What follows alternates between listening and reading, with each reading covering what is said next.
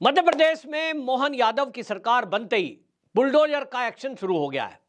मध्य प्रदेश की जनता कहती है कि हमने तो पहले ही इस बात की उम्मीद की थी कि इस बार जो नई सरकार बनेगी वो नए तरह का एक्शन करेगी, और सबने उम्मीद ये की है क्योंकि उत्तर प्रदेश का योगी मॉडल सबके सामने है। पूरे देश में उसकी चर्चा है, और देश ही नहीं तो दुनिया में उसकी चर्चा है। और पूरे देश में एक मांग उठने लगी है कि जो जिहादी मानसिकता के लोग हैं, जो अवैध धंधा करते हैं, जो अवैध काले कारनामे करते हैं, ऐसे लोगों के खिलाफ सख्ती से कार्रवाई हो। अब मोहन यादव ने यह कार्रवाई शुरू कर दी है। कैबिनेट की पहली ही बैठक में धार्मिक स्थलों से ऊंची आवाज में बजने वाले लाउड स्पीकर को उतारने का आदेश दिया, खुले में बिकने वाले मीट को प्रतिबंधित किया। और अब आपको बता दें कि भारतीय जनता पार्टी के कार्यकर्ता का हाथ काटने वाले ऐसे कट्टरपंथी के घर पर और दुकान पर बुलडोजर चला है, उसकी मीट की दुकान को ध्वस्त कर दिया गया है। और इतना ही नहीं, जो महाकाल की नगरी है यानी उज्जैन धार्मिक नगरी, वहां अब बुलडोजर चला है ऐसी लगभग 10 दुकानों पर जो खुले में मीट बेच रहे थे, और ऐसी दुकानों पर भी बुलडोजर चलाया गया है जिनको वहां लाइसेंस नहीं था। आपको बता दें, मध्य प्रदेश एक धार्मिक नगरी है उज्जैन, और उस उज्जैन में शिवराज सिंह चौहान के समय में ही यह तय कर दिया गया था कि उज्जैन के अंदर कोई भी मीट की दुकान, कम से कम वहां महाकाल के आसपास का जो एरिया है उसमें कोई भी मीट की दुकान नहीं रहेगी। लेकिन शिवराज सिंह चौहान के समय में भी वो दुकानें अनवरत चलती रही, और इसीलिए लोगों को यह कहा जा रहा था, लोगों के अंदर, कि भाई सख्ती से कार्रवाई नहीं कर रहा है प्रशासन, शिवराज सिंह चौहान इधर ध्यान नहीं दे रहे हैं। लेकिन मोहन यादव क्यों बदले गए, लोग सवाल कर रहे हैं ना भारतीय जनता पार्टी के इस बदलाव पर, कि साहब शिवराज सिंह चौहान सही थे, पहले से सरकार चल रही थी और उन्होंने जिस तरह से काम किया तो फिर बदलने की क्या जरूरत थी। तो मैंने पहले भी बताया कि एक कारण तो यह है कि शिवराज सिंह चौहान एक सीनियर मोस्ट लीडर हो चुके हैं। अखिल भारतीय विद्यार्थी परिषद से उठा हुआ व्यक्ति 18 साल मुख्यमंत्री रहता है, तो पार्टी को लगता है कि उनका अनुभव का एक प्रयोग पूरे देश में किया जाए। और जैसे कि वो अनुभव है उनके पास, वो बोल भी चुके हैं कि अब मेरा समय आया है पार्टी को देने का। तो एक कारण यह था, और दूसरा कारण यह भी था कि जब आदमी लंबे समय से रहता है, कहीं ना कहीं शिवराज सिंह चौहान की बातचीत में ये हमने देखा कि ढुलमुल रवैया कई मामलों में रहा, और जिसके कारण जो अवैध काम करने वाले लोग हैं इस तरह के, जैसे कि मीट है उसको खुले में बेच रहे हैं, उज्जैन महाकाल लोक है उसके आसपास दुकान नहीं होनी चाहिए थी, अतिक्रमण नहीं होना चाहिए, उस पर कहीं पुलिस कार्रवाई करने में नाकाम दिखाई दी। अब लोगों को उम्मीद जगी कि मोहन यादव जैसा व्यक्ति जब बैठेगा, जो एक कार्यकर्ता के तौर पर जिन्होंने काम किया है प्रदेश के अंदर, और लंबे समय तक वो अखिल भारतीय विद्यार्थी परिषद में रहे, विद्यार्थी छात्र संघ रहे, तो एक छात्रों की राजनीति की है, युवाओं से जुड़े हुए रहे। तो युवाओं की आज की क्या भावना है, मध्य प्रदेश का युवा क्या चाहता है, वो क्या सोचता है, वो मोहन यादव को अच्छे से पता है। शिवराज सिंह चौहान का एबीवीपी का जमाना कुछ और था, आज का जमाना कुछ और है।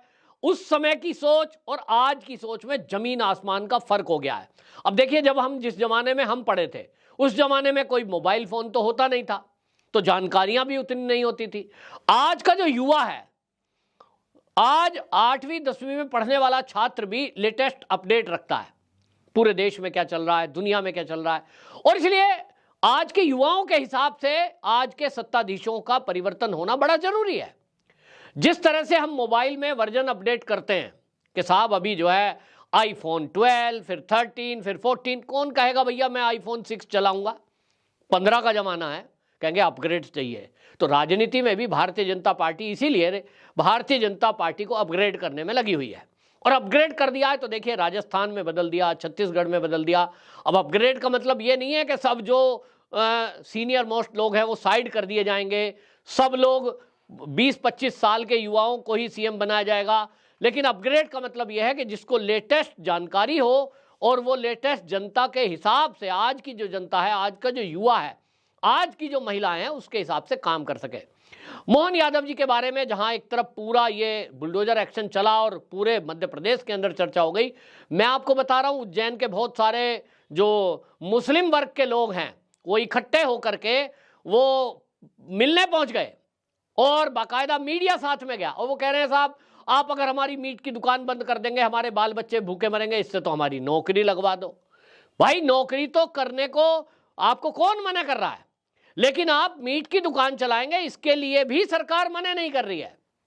सीएम साहब का कहना है, मोहन यादव का, कि आप मीट की दुकान चलाइए, कोई मना नहीं कर रहा, उज्जैन में भी चलाएंगे, लेकिन जिस दायरे में वो दुकान को मनाही की गई है, भाई वो 1 किलोमीटर का दायरा मंदिर के आसपास का, क्योंकि वहां सब तीर्थयात्री आते हैं, आसपास के होटलों में ठहरते हैं, जो कभी मीट को ना तो देखता है ना खाता है, और उसको अगर खुले में बिकता हुआ मीट का दर्शन हो जाएगा तो उसका तो दिन खराब हो जाता है। मतलब समझिए पूरी तीर्थ यात्रा का मामला ही खराब हो जाता है। और इसलिए वो चाहते नहीं है सभी तीर्थ नगरियों में शराब और मीट का प्रतिबंध होना ही चाहिए। तो ये लोगों की ख्वाहिश थी जिस पर सीएम ने काम किया, और उन्होंने कहा कि आप लाइसेंस लीजिए, जिनके पास लाइसेंस है, लाइसेंस उन्हीं को दिया जाएगा जो दायरे से बाहर होंगे, तो आप चलाइए।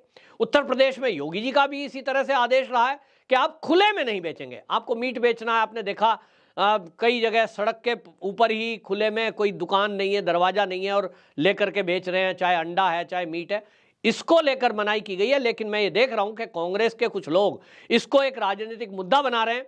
उनको लग रहा है कि अगर यहां पर मध्य प्रदेश में जिस तरह से मोहन यादव ने एक्शन शुरू किया है, जो बुलडोजर का एक्शन शुरू हुआ है, मीट की दुकानों पर प्रतिबंध लगा है, अपराधियों पर शुरुआत में ही एक्शन हो गया है, कैबिनेट की पहली मीटिंग में लाउड स्पीकर को लेकर आदेश हो गया है, उनको लगता है कि अगर यही हाल रहा तो 2024 का जो लोकसभा चुनाव है उसमें तो कांग्रेस का सुपड़ा साफ हो जाएगा। और इसलिए वो इसे राजनीति का मुद्दा बनाना चाहते हैं। और कांग्रेस की आजकल आप राजनीति देखेंगे, और ये राजनीति अब खुलकर हो गई, पहले चुप चुप करते थे, वो है तुष्टीकरण। ये तुष्टीकरण देश की आजादी के पहले से कांग्रेस करती आई है। पहले छुपा एजेंडा हुआ करता था, और आजकल तो खुलकर एजेंडा है, खुला एजेंडा। राहुल गांधी अमेरिका जाएं चाहे कहीं भी जाएं, वो केवल मुस्लिमों की बात करते हैं। देश में मुसलमान डरा हुआ है, अल्पसंख्यकों पे हमले हो रहे हैं, और उन्हीं के साथ वो खड़े हुए दिखाई भी देते हैं।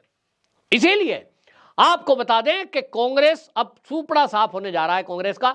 तो कांग्रेसी इस मुद्दे पर भी राजनीति कर रहे हैं, जबकि कोई कांग्रेसी जितने भी नेता वहां राजनीति कर रहे हैं उनसे पूछें कि भाई आप ये बताइए कि अगर जो है कोई मुस्लिमों की धार्मिक नगरी है, कोई तीर्थ है उनका, क्या वहां कोई हिंदू वहां जाकर के कोई धूप अगरबत्ती, कोई भगवान की मूर्ति, कोई भगवान का भजन, कोई हनुमान चालीसा, इस तरह का कोई काम कर सकता है? निश्चित रूप से आजादी नहीं है। तो फिर आप ये क्यों कोशिश कर रहे हैं कि जो हिंदुओं की धार्मिक नगरी है वहां उनको सुबह सुबह और दिन में कई बार कुछ ऐसे शब्द कानों में पड़े जो वो सुनना नहीं चाहते? और इसलिए लोगों की भावना है, और हमारा तो संविधान कहता है वी द पीपल। तो भाई लोगों के लिए सरकार होती है और लोगों की भावनाओं के अनुसार चलती है। तो इस देश का जो बहुसंख्यक है, जो 80% बहुसंख्यक है, सनातनी समाज, वो जैसा चाहता है सरकारों को वैसा करना पड़ेगा, करना भी चाहिए, ये हमारा संविधान कह रहा है। तो मोहन यादव जो कर रहे हैं वो संविधान के अनुसार कार्रवाई कर रहे हैं, और इसमें जो राजनीति कर रहे हैं वो राजनीति करते रहिए। लेकिन इस देश के सनातनियों ने तय कर लिया है कि जो सनातनियों के अनुसार सरकार चलाएगा, सत्ता चलाएगा, उसको इसी तरह प्यार मिलेगा जैसा राजस्थान, छत्तीसगढ़ और मध्य प्रदेश में रिजल्ट जनता ने दिया है। बिल्कुल साफ साफ क्लियर है कि 2024 का चुनाव इसी बात पर होगा। एक तरफ होंगे वो जो तुष्टीकरण की राजनीति करते हैं, और एक तरफ होंगे वो जो इस देश के बहुसंख्यकों का ख्याल रखते हुए अपने फैसले करते हैं। आप बताइए किसके अनुसार आप सरकार चलाना चाहते हैं, और क्या मोहन यादव की जो कार्रवाई है आप उससे सहमत हैं? कमेंट बॉक्स में जरूर लिखें और वीडियो को शेयर भी करें। वंदे मातरम।